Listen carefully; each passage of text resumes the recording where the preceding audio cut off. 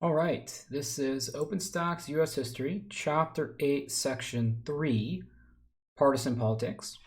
So we were talking about the very first term of George Washington. He was elected to 2 terms, so for a total of 8 years.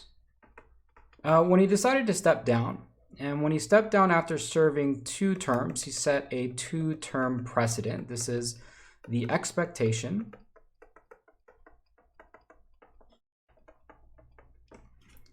that presidents step down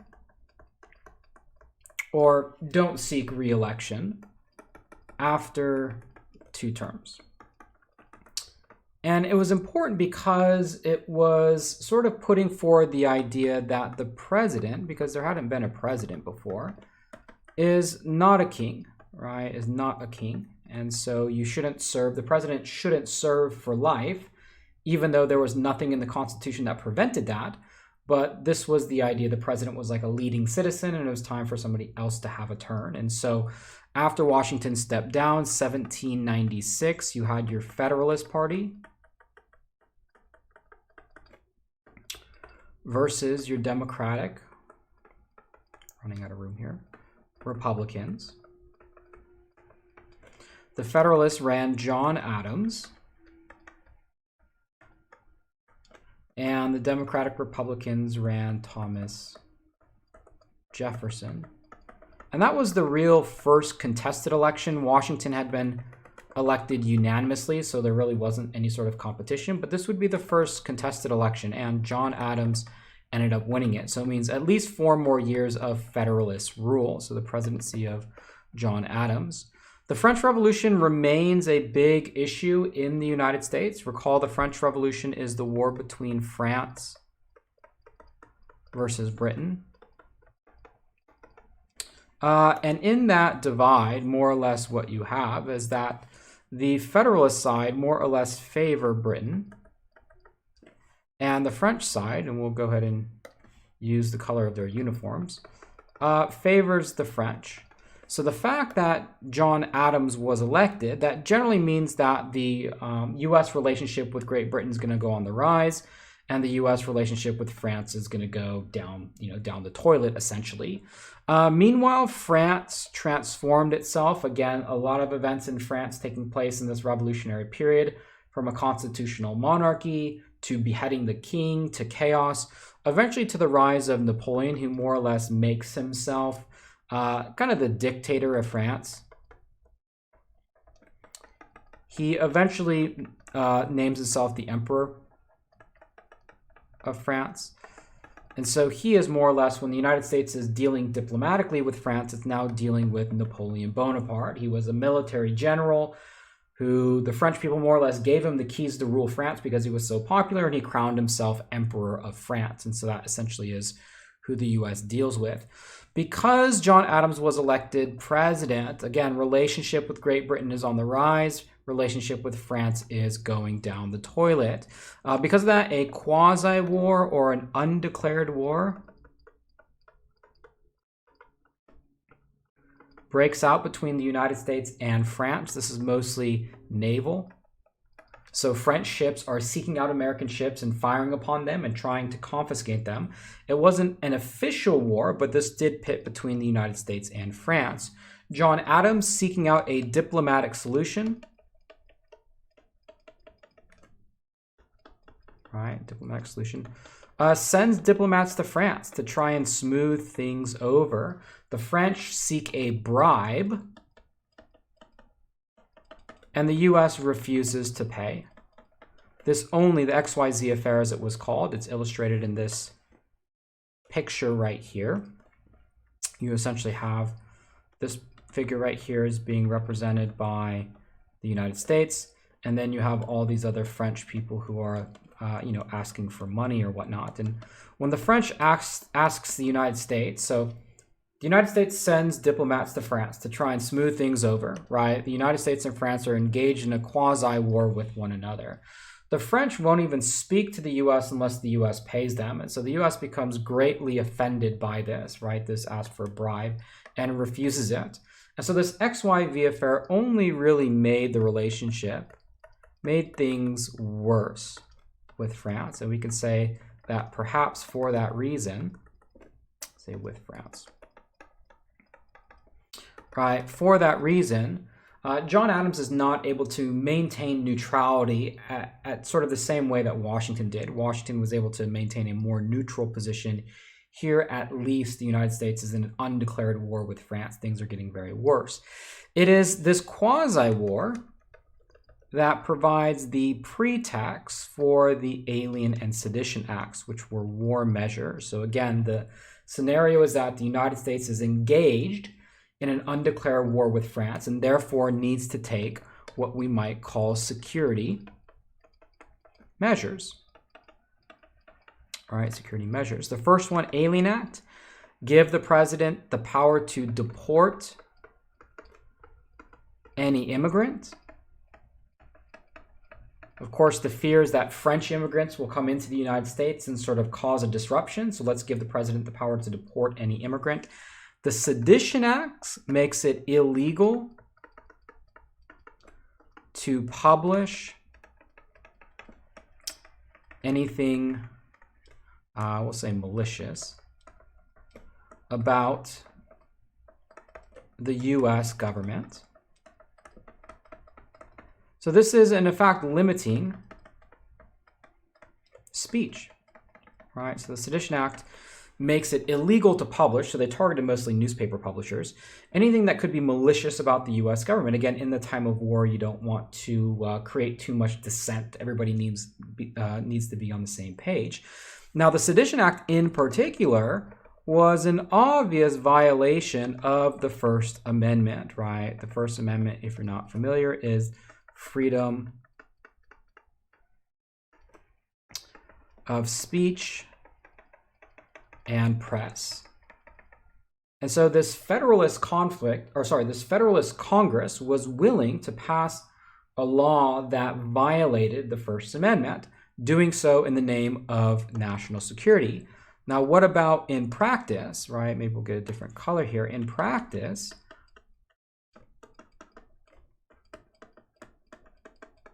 the Alien and Sedition Act mostly targeted not French spies, but Democratic Republicans.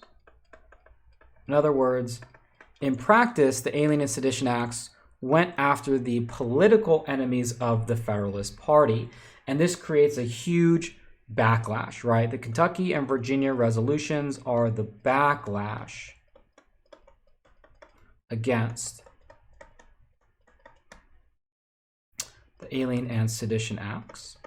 They were in part created by Thomas Jefferson and James Madison, who were part of these. They were part of the, or at least Madison and Jefferson were part of the government there in Virginia.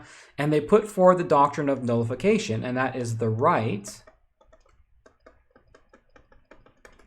for states to cancel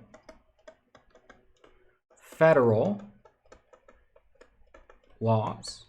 All right, so nullification is the right for states to cancel federal laws. In other words, when we think about passing laws, right, acts, laws are passed by the Congress, right? The Congress passes the law. The law then, of course, applies to the state. What nullification states is that the state has the power, essentially, and we'll use maybe the red here, has the power to cancel out that law. So it's a sort of a question about federalism. You know, who has the power? Can states actually do that? Now, this was an especially divisive issue. This picture right here is actually showing you members of Congress that got into a fight with one another over this. In fact, Virginia and Kentucky even went so far as to call up their militias. But the Alien and Sedition Acts proved to be unpopular. You know, you had those like Alexander Hamilton that wanted to push even further with giving the government even more power.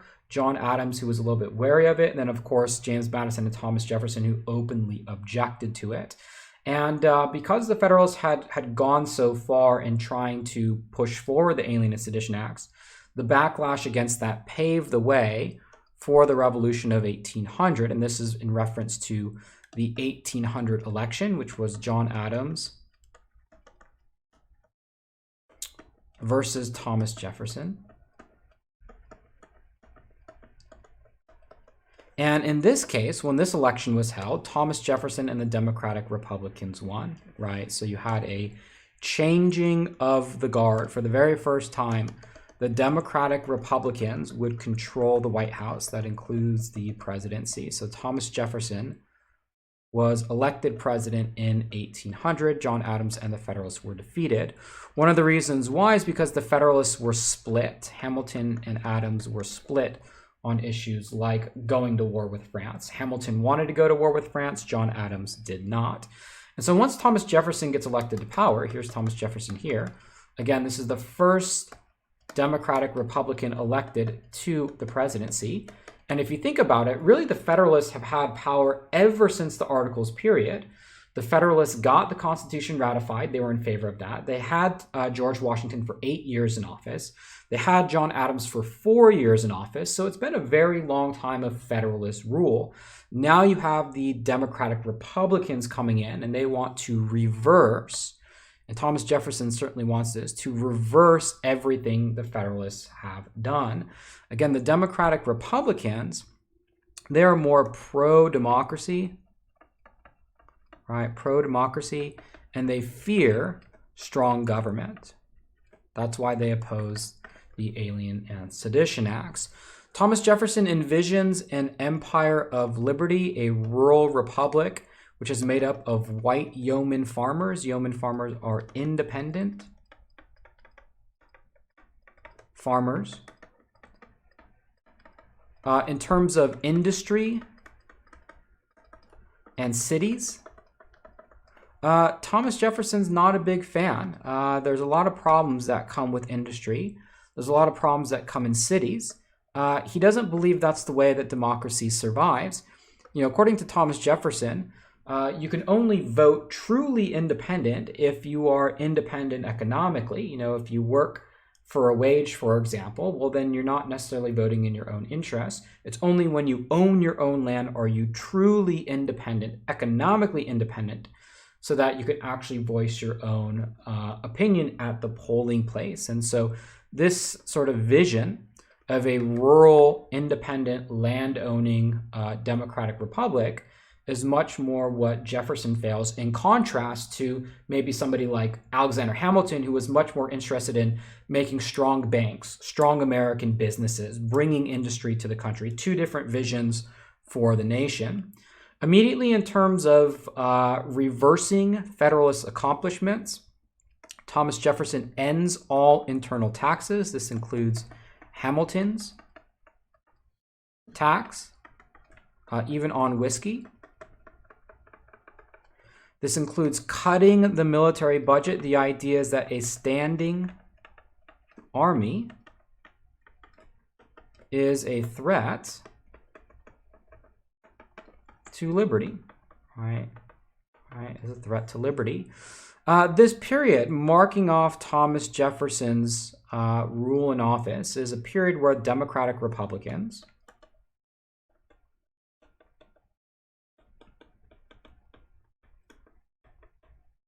so the Democratic Republican Party, they rule for more or less 25 years. Jefferson is followed by Madison, who is the 4th president of the U.S., who is followed by Monroe. And they all belong to this Democratic Republican Party. And so we call this period sometimes the era of good feelings, because there was a certain sense of political unity, right, for the next 25 years. All these people are also from Virginia. So this is sometimes also referred to as the Virginia dynasty. So Jefferson's time in office being the beginning, or in some cases, there's still a lot of partisan acrimony, right? So acrimony is kind of like, distrust or uneasiness. But certainly after Jefferson's time in office, you have this era of good feelings where it's much more politically unified. And this Virginia dynasty of Democratic Republicans who control the White House and the Congress for the next 25 years or so. Now, Jefferson's ability or Jefferson's desire to undo everything that the Federalists had done runs into a little bit of trouble. William Marbury, who is a Federalist judge. John Marshall is a Federalist Chief Justice of the Supreme Court, right? So, by 1800, and certainly all throughout the era of good feelings and the Virginia dynasty, you had the Democratic Republicans, so the blue, controlling the White House, that'd be the executive, and controlling the legislative branch, right? So the Democratic Republicans could do that. We'll mark these guys in blue. However, the Supreme Court works a little bit differently, and the judicial branch was more or less controlled by Federalists, namely Chief Justice John Marshall, who is a very strong Federalist. And the question for Thomas Jefferson was, how do we change that, right? How do we get rid of that? If you're unaware, people on the Supreme Court serve for life, so you simply can't, just get rid of John Marshall. But Jefferson and Madison are going to try and, get Democratic Republicans in the judicial branch. That's the desire. So William Marbury was a Federalist judge who John Adams had appointed, but he forgot, John Adams did, to send out that appointment. And so Jefferson looked to block Marbury. He did not want Marbury to become a judge, right? Marbury sued, and this court case was known as Marbury versus Madison. Should William Marbury become a judge, right? Should he become a judge? John Adams signed the slip, but he never sent it out. Thomas Jefferson, threw it in the fire. He didn't want him to become a judge. In that court case, John Marshall denied William Marbury, and so he did not become a judge. And so in the short term, Thomas Jefferson thought that he had won this. However, this court case is incredibly important for one reason and one reason only, and that was the principle of judicial review. And in this court case, Marbury versus Madison, I want to say 1803, I think is the year, John Marshall also said in that ruling that the judicial branch or the Supreme Court has the right to rule on the constitutionality of laws, right? So this power, right, the constitutionality of laws, right, we'll highlight this, judicial review, very important, is the most important power that the Supreme Court has. So when it comes to writing the laws and passing the laws, again, the legislative branch creates the laws, the executive signs them, but the judicial branch then gets to determine whether or not that was constitutional. It can strike laws down, and that applies for the whole country. This was not a power initially given to the Supreme Court or the judicial branch in the Constitution. Judicial review was a power given by the court to itself. And for that reason, it has made the Supreme Court or the third branch kind of an equal branch to the other two. It is the most powerful tool the court has, right? This principle of judicial review. And even to this day, the Supreme Court has the power to rule on the constitutionality of laws. They can interpret the law as they see fit. And so that's an incredibly powerful area there. Thomas Jefferson was not so thrilled about this part because this is more power to the federal government. Probably the epitome of partisan or the height of partisan divisiveness. And partisan more or less means like, it's kind of like political divisiveness. I don't know if that's spelled correctly or not, but in this case, we're talking about Federalists and Democratic Republicans. This really came to a peak when Aaron Burr, who was the Democratic vice president, and Alexander Hamilton, who was really the leading Federalist, dueled one another.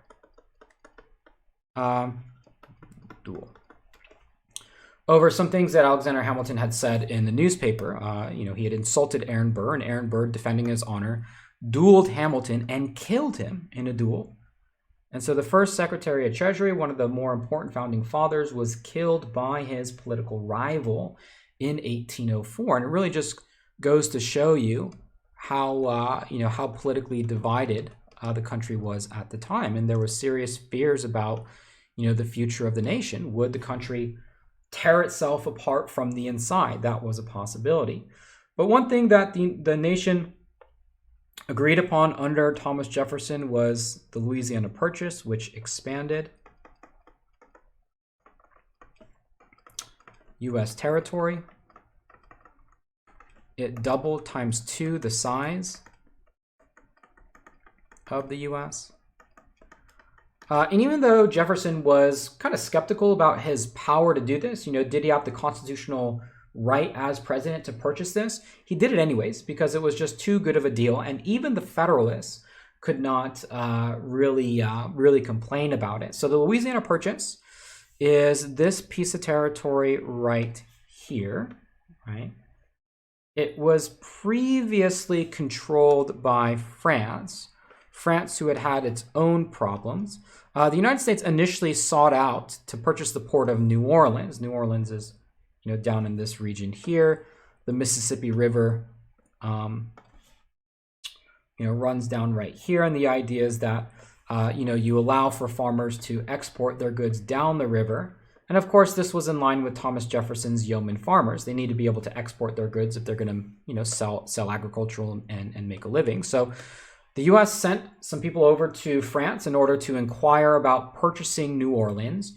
It turned out that Napoleon, the ruler at the time, needed war cash because he was fighting essentially the world.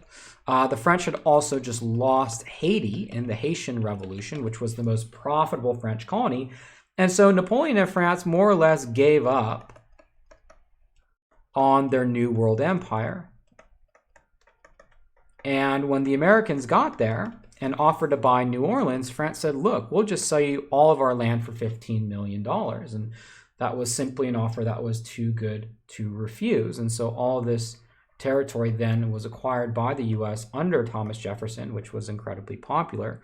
Lewis and Clark were hired to explore this territory because this was, explore and chart it, because it wasn't really even explored beforehand. And it turned out to be a very popular and very good acquisition on the part of the United States.